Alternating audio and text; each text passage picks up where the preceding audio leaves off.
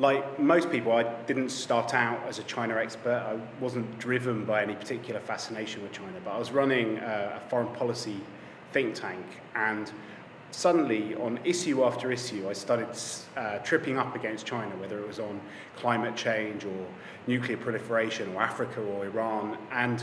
I decided to go to China to try and find out how the Chinese were thinking about different issues, because they started mattering on all sorts of things where one hadn't expected the Chinese to be a factor. And I got sucked into this incredible world of thinkers, think tanks and universities, and became what I call an accidental sinologist, because I wasn't driven there by a love of the language or the culture, but I was bowled over by the big intellectual debates that were going on, and I went back there so many times that it began to feel like a second home. I think people in the West have got this idea of China as a bit of a black box run by the Communist Party without any real intellectual debate, just slogans which are learnt by heart and repeated down the generations. It is quite a difficult place to find your feet, because people are cautious, and it's difficult to find one's way around, and it's so sort of vast that it's overwhelming. I mean, the first think tank I went to had 4,000 researchers in it, which is just a completely different scale from anything in the West. But once you go there, you realise that there's actually a huge amount going on behind the kind of dull bureaucratic facade, and that there are really big ideas which are being fought out in these universities and think tanks. And though it's not a free society, it's a pretty authoritarian state, in a way it is quite a sort of lively and pluralist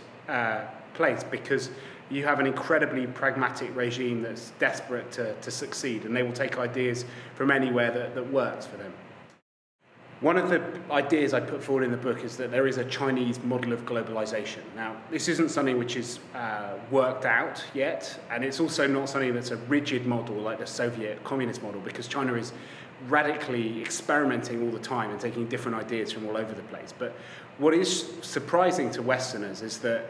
we have an idea that there is almost a single model of progress, that as countries become richer and more developed, they'll become more like us. And what's fascinating about China is that the richer and the more developed it becomes, the less Western it seems, and the less the Chinese thinkers want to copy Western models. And they're developing their own model of state capitalism, their own model of politics, I call it deliberative dictatorship, and their own model of foreign policy based on this idea of what they call comprehensive national power. And if you put those things together, it's like the building blocks of an alternative Chinese world order, which is in many ways a mirror image to the Western idea of how the world should be run.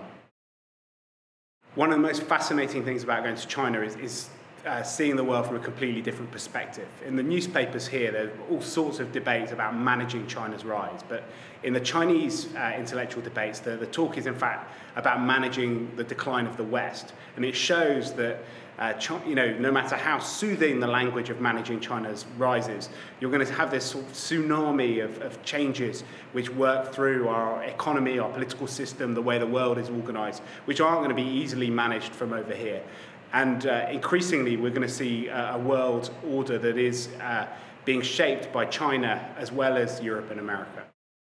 When I heard that I was on the shortlist for the first Bristol Festival Ideas Prize, I was absolutely thrilled, incredibly surprised. But I think it has more to do with the huge impact that China's having on the world, and the fact that everybody realizes that they're going to have to become an expert on China than with me, myself. But anyway, I was absolutely thrilled.